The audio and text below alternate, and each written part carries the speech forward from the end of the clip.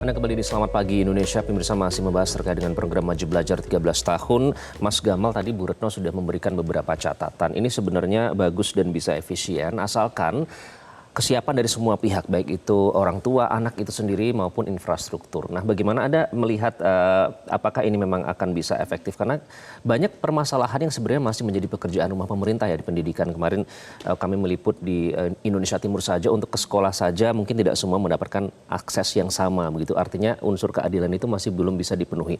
Nah, apakah ini bisa efisien dan efektif jika dimulai dari PAUD, Mas Gamal? Oke, baik. Pertama, saya sudah mencoba mempelajari ya data-data ataupun penelitian yang kira-kira relevan dengan kebijakan tersebut. Jadi misalkan ada satu penelitian Impact of Effectiveness of Early Childhood Education on Student and Learning Outcome 2021 ya, itu menunjukkan pendidikan anak usia dini dapat meningkatkan hasil belajar anak di jenjang pendidikan berikutnya. Lalu ada penelitian lain juga, Long Term Impact on Early Childhood Development Education dari Sarita Kumari 2022. Itu ternyata sama anak-anak yang mendapatkan pendidikan usia dini memiliki kemungkinan lebih tinggi untuk sukses dalam pendidikan lanjutan dan karir. Nah, konteks pembiayaan, saya coba kumpulkan datanya. Kami mendapatkan misalkan The Economic of Early Childhood Investment, ya, ini dari Executive Office of the the President of United States of America, itu menunjukkan jadi manfaat dari investasi dalam pendidikan anak usia dini dari hasil penelitian itu menunjukkan memberikan manfaat jangka panjang yang lebih besar dibandingkan biaya yang dikeluarkan, seperti peningkatan produktivitas, penurunan angka kriminal, termasuk pengurangan ketergantungan pada program bantuan sosial. Ada juga penelitian lain, Quality Education and Child Care from Birth to Kindergarten, ya, itu menunjukkan pendidikan awal meningkatkan hasil kognitif bagi anak-anak dan dapat menghasilkan kesiapan sekolah yang lebih baik, ya.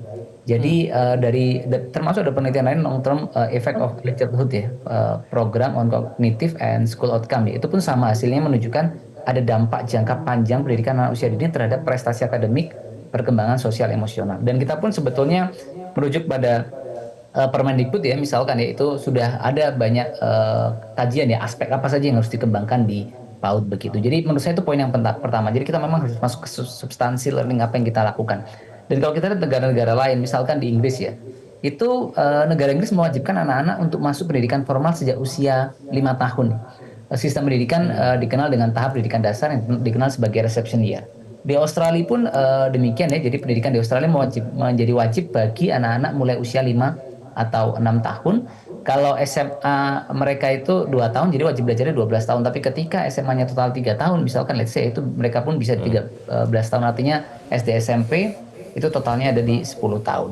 Nah, itu penelitian-penelitian yang saya pikir relevan bahwa Artinya investasi bisa menjadi fondasi, ya. anak usia dini itu akan memberikan sebuah dampak jangka panjang baik pada aspek moral, kognitif, ya, termasuk produktivitas dan lain sebagainya. Nah, term yang digunakan itu investasi ya. di situ, ya, Mas Gamal, ya. Saya ingin ke Bu Retno terlebih dahulu. Saya akan berikan kesempatan Bu Retno. Ini soal investasi, artinya memang jangka panjang, tapi memang kalau dari studi-studi yang tadi sudah dikumpulkan, riset juga, ini bisa menjadi fondasi yang kuat dan itu sudah dilakukan oleh beberapa negara maju. Tapi kalau soal urgensi, karena kan banyak permasalahan pendidikan yang masih menjadi pekerjaan rumah pemerintah.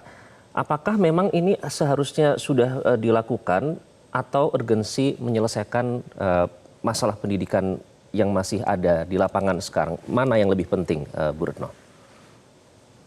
Ya, sebenarnya yang 12 tahun aja kan belum tercapai, ya. Jadi Indonesia ini udah diamanatkan kan kalau dalam Undang-Undang Dasar 45 untuk 12 tahun. Itu saja kan banyak belum tercapai di banyak daerah. Dan Indonesia yang luas ini dengan berbagai tipe, mungkin yang disampaikan Pak Gamal, di beberapa negara mereka itu kan siap, ya. Negaranya juga kecil, terus juga tidak banyak penduduk, secara anggaran jadinya juga tercover. Nah, Indonesia yang luas begini itu enggak gitu. Sementara anggaran kita itu 660 T itu untuk 24 sekolah kedinasan di berbagai kementerian, kan. Kemendikbud sendiri jadi kecil, dan itu pun gaji guru itu masih berada di dalam anggaran ini. Jadi kalau dihitung-hitung biaya operasionalnya sekolah itu kecil banget gitu akhirnya gitu. Nah, ini kita kalau berbicara Indonesia, mungkin kalau di kota-kota bisa nih memenuhi ini. Karena banyak juga anak yang udah sekolah mulai umur 2 tahun, ya. Terutama yang secara ekonomi mereka mereka mampu gitu. Nah, yang punya PAUD negeri itu hanya sedikit sekali daerah. Misalnya DKI Jakarta, dia punya tuh tempat penitipan anak negeri aja punya yang tidak perlu biaya. Tapi ketika harus biaya, ini menjadi sulit. Orang mereka nyekolahin anak pada yang utama aja nih, misalnya pendidikan dasar dan menengah, itu saja kemudian menjadi sulit, dan banyak sekali juga masih banyak orang yang tidak mampu membayar uang masuk TK gitu misalnya.